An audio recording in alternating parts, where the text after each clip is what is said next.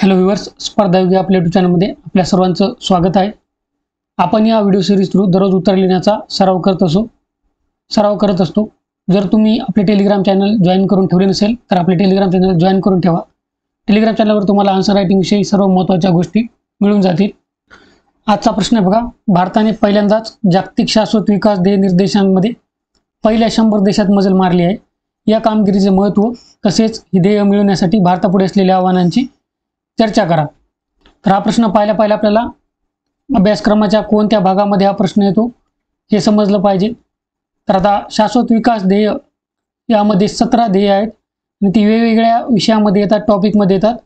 त्यामुळे पर्टिक्युलर अशा टॉपिकमध्ये टाकणे याला शक्य नाही, परंतु आपण GS3 सामान्य अध्ययन 3 त्याच्यामध्ये अर्थशास्त्र या विषयामध्ये आपण टाकू। कारण नीती आयोग आहे त्यांनी SDG इंडिया इंडेक्स चालवलेला आहे स्टेटची प्रोग्रेस या SDG बाबत ट्रॅक करण्यासाठी। ते आपण पुढे पाहणारच आहोत, त्यामुळे आपण याला GS3 अर्थशास्त्रामध्ये घेत आहोत। आता इथं कीवर्ड आहे चर्चा करा, डिस्कस करायच्या गोष्टी।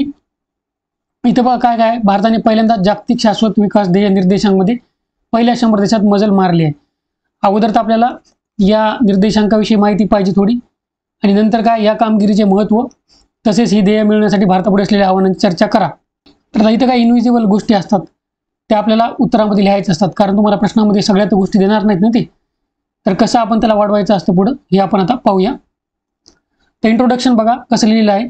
भारताने संयुक्त राष्ट्राच्या शाश्वत विकास ध्येय निर्देशांकात 167 देशांपैकी 99 स्थान मिळवलेले आहे। 2024 मधील 109 क्रमांकावरून 2025 मध्ये 99 क्रमांक भारताची ध्येय गाठण्याबाबतची कामगिरी निर्देशित करतात, असं आपण इंट्रोडक्शन लिहिलेलं आहे, ज्यामध्ये आपण हा जो निर्देशांक आहे याची कामगिरी सांगितलेली आहे। 2024 मधली आणि 25 मधली सुद्धा आपण कंपेअर केलेली आहे। आता शाश्वत विकास ध्येय प्रश्नामध्ये आहे शाश्वत विकास ध्येय। मग शाश्वत विकास ध्येयाबद्दल थोडी माहिती लिहायची, थोडा इतिहास लिहायचा त्याचा, म्हणजे कसं पेपर चेकरला कळतं की आपला अभ्यास वास्ट आहे, आपल्याला सर्व गोष्टी माहिती आहेत।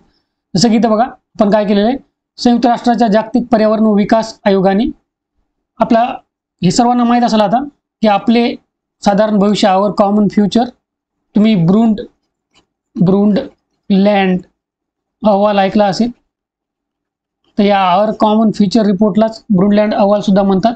या अहवालात पहिल्यांदा 1987 मध्ये शाश्वत विकासाची व्याख्या दिली होती, आणि ती व्याख्या काय होती की संसाधनांचा वापर असा करायचा, संसाधनांचा वापर करताना भविष्यातील पिढीचा विचार करायचा, म्हणजे फ्युचर जनरेशनचा आपण संसाधनांचा वापर करण्यासाठी विचार करायचा। संसाधन म्हणजे काय, इथं आपण पेट्रोल वगैरे जे वापरतो, जे एनर्जी सोर्सेस असे आहेत की जे एक्झॉस्ट होतात, नॉन रिन्युएबल एनर्जी सोर्सेस, अनवीनीकरणीय जे ऊर्जा स्रोत आहेत त्याबाबत समजा आपण हे बोलत आहोत। त्यानंतर आपण बघा मिलेनियम डेव्हलपमेंट गोल्स सहस्त्रक विकास ध्येय जे 8 होते त्याची चर्चा केलेली आहे। सहस्त्रक विकास ध्येय 8 ध्येयांसहित 2000 मध्ये ठरविण्यात आले। उदाहरणार्थ दारिद्र्य व उपासमार निर्मूलन, त्यामधले एक आपण ध्येय सुद्धा दिलेला आहे उदाहरण म्हणून। तसेच 2015 मध्ये 17 शाश्वत विकास ध्येय 2030 पर्यंत गाठण्यासाठी निश्चित करण्यात आली। मग आपण असा 3 पॉइंट मध्ये सर्व इतिहास मेन जे पॉइंट्स आहेत ते आपण सांगितलेले आहेत, कारण आपल्याला इथं शब्द मर्यादा सुद्धा पाळायची आहे। काही जण मग पूर्ण इतिहास लिहित बसतात, रिओ कॉन्फरन्स सुद्धा लिहित बसतात, 1972 पासून लिहित बसतात, परंतु एवढं लिहायची गरज नाही। आता हे 17 सस्टेनेबल डेव्हलपमेंट गोल्स तुम्हाला पाठच पाहिजे, तर अशी फिगर तुम्ही काढू शकता पेपरमध्ये। थोडी तुम्हाला चांगली सुटसुटीत काढायची आहे, प्रॅक्टिस केल्याने तुम्हाला कळून जाईल। तर आता इथं आपण काढलेली आहे बघा, हे सस्टेनेबल डेव्हलपमेंट गोल्स आहेत, 17 आपण इथं दिलेले आहेत। दारिद्र्य निर्मूलन आहे, शून्य उपासमार आहे, उत्तम आरोग्य आहे, गुणवत्तापूर्ण शिक्षण आहे, लिंग समानता आहे, स्वच्छ पाणी व स्वच्छता आहे, परवडणारी स्वच्छ ऊर्जा आहे, दर्जेदार काम व आर्थिक वाढ आहे, उद्योग कल्पकता व पायाभूत सुविधा आहे, असमानता कमी करणे आहे, शाश्वत व समान शहरे आहे, जबाबदार उपभोग व निर्माण, पर्यावरण कृती, पाण्याखालचे जीवन, जमिनीवरचे जीवन, शांतता व न्याय, ध्येय गाठण्यासाठी भागीदारी, असे हे 17 ध्येय आहेत।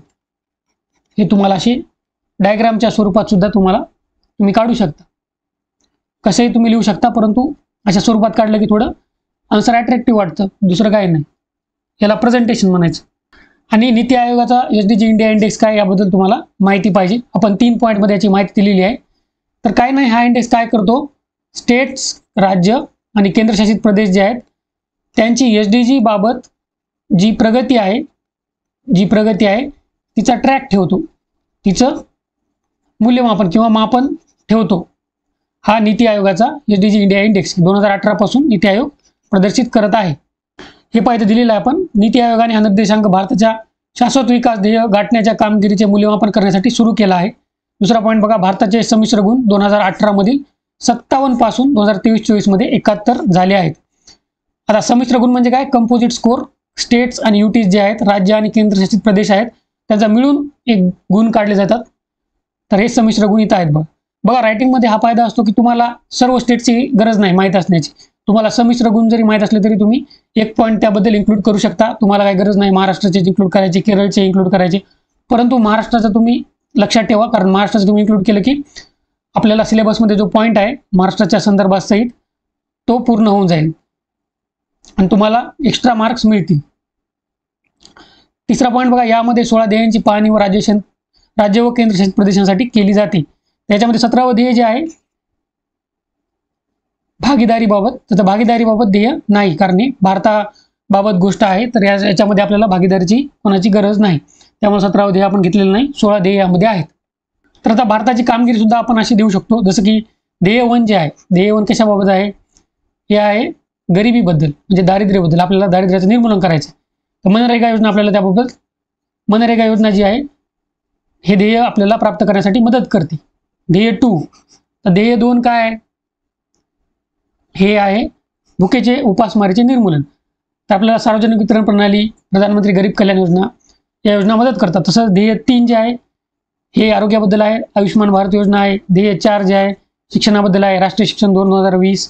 ध्येय 5 जे आहे ते लिंग असमानता तुम्हाला कमी करायचे आहे, बेटी बचाओ बेटी पढाओ. 33% महिला आरक्षण दिलेलं आहे आता संसद व राज्य विधानसभामध्ये जे देणार आहेत, त्याची घटना दुरुस्ती वगैरे तुम्ही मेन्शन करू शकता. तर हे असं मेन्शन केलं तर तुमची अंडरस्टँडिंग दिसून येते किती कॉम्प्रिहेन्सिव्ह आहे तर पेपर चेकरला. आता या कामगिरीचे महत्त्व आपल्याला सांगायचं आहे, जसं प्रश्नात आपल्याला विचारलेलं आहे. प्रश्नातले आपल्याला पॉईंट्स सोडायचेच नाही, आपल्याला एक्स्ट्रा पॉईंट काय ॲड करायचेच आहेत आपल्याला वर्ड लिमिट वाढवण्यासाठी, परंतु प्रश्नातले पॉईंट आपल्याला ॲड्रेस करायचे आहेत. हे बघा प्रश्नातला पॉईंट आहे कामगिरीचे महत्त्व. तर काय महत्त्व आहे, धोरणे कार्यक्रम व योजनांचा परिणाम होत आहे, म्हणजे आपण ज्या योजना जी धोरणे घेत आहोत त्याचा परिणाम होत आहे. SDG आपला इंडेक्स वाढत आहे. उदाहरणार्थ स्वच्छ भारत अभियान असं आपण एक उदाहरण दिलेलं आहे. जागतिक प्रतिमा आपली वाढत आहे, कारण हवामान बदलाविषयी, क्लायमेट चेंज विषयी जागतिक स्तरावर खूप गंभीर विषय आहे हा. त्यामुळं या विषयाबाबत भारताची गंभीरता सुद्धा अधोरेखित होते. तर जागतिक प्रतिमा वाढण्यास सुद्धा भारताची मदत होते. तसेच दक्षिण आशियामधील नेतृत्व, भारताला साऊथ एशिया जे आहे दक्षिण भारत, त्याचं आपल्याला नेतृत्व करायचं आहे, कारण आपणच एक बलाढ्य देश आहोत. त्यामुळे आपल्याला या विभागाचं नेतृत्व करायचं आहे. तर हे जे SDG इंडेक्समध्ये आपली जी कामगिरी आहे ते आपल्या नेतृत्व करण्याला, भारताच्या नेतृत्व करण्याला जस्टिफाय करते. आपल्यापेक्षा दुसऱ्या आपले जे शेजारी आहेत भूटान वगैरे त्यांचा स्कोर चांगला आहे, परंतु ते बलाढ्य देश नाहीत, ते छोटे देश आहेत, ते भारताच्या मदतीवर अवलंबून आहेत. त्यामुळे ते काही नेतृत्व करू शकत नाही. त्यामुळे भारताचं जर असं इंडेक्स वगैरे मध्ये जर चांगली कामगिरी दिसली तर भारतासाठी त्याचं महत्त्व आहे. प्रश्नामध्ये आव्हाने विचारलेली आहेत, तर आव्हानांची चर्चा सुद्धा आपण करूया. दारिद्र्य व असमानता आहे, तर इथे तुम्ही काहीतरी डेटा लिहू शकता. आता डेटा प्रदर्शित होता, आपण दररोज व्हिडिओ टाकत असतो, त्यामध्ये आपण सांगत असतो डेटा वगैरे दारिद्र्याचा, असमानताचा. आता ऑक्सफॅमचा एक रिपोर्ट आहे, ऑक्सफॅमचा अहवाल, त्याच्यामध्ये असमानताविषयी डेटा येत असतो. तर हा तुम्ही ऑक्सफॅमचा अहवाल बद्दल थोडं वाचा, तुम्हाला एक लाईन सापडून जाईल की काय ही फेमस लाईन आहे त्यांची. तर हे तुमचं होमवर्क आहे, तुम्ही सापडा. वाढते प्रदूषण, याचं आपण उदाहरण दिलेलं आहे की नवी दिल्ली शहर हे जगातील सर्वात प्रदूषित शहरापैकी एक झालेलं आहे. हे हवा प्रदूषणाबाबत आपण बोलत आहोत. आरोग्य व पोषण बाबत उदाहरण दिलेलं आहे. भारतात सर्वात जास्त खुरटेपणा पाहायला मिळतो, स्टंटिंग. हे आपण पाहिलेलं होतं आपल्या एका व्हिडिओमध्ये. स्टंटिंग म्हणजे काय असतं, तर लो हाईट टू एज असते, म्हणजे तुमच्या वयाप्रमाणे तुमची हाईट वाढत नसते. स्थानिक पातळीवर माहिती गोळा करण्यातील हलगर्जीपणा, स्थानिक पातळीवर बरोबर माहिती गोळा केल्या जात नाही. खेड्यापाड्यामध्ये, छोट्या तालुक्यांमध्ये तर ते सुद्धा आपल्यासाठी एक आव्हान आहे. आता जे निष्कर्ष आहे ते तुम्हाला मनानं लिहायचं आहे. काही लिहा निष्कर्ष. आता एवढी माहिती तुम्हाला मिळाली, आता तुम्हाला याच्यावर एक निष्कर्ष लिहिता आलं पाहिजे. हे काही एवढं अवघड नाही. मी निष्कर्ष तुम्हाला कधीच देत नसतो, कारण माझा एक फॉर्म्युला आहे की निष्कर्ष तुमच्या मनाचा असावा.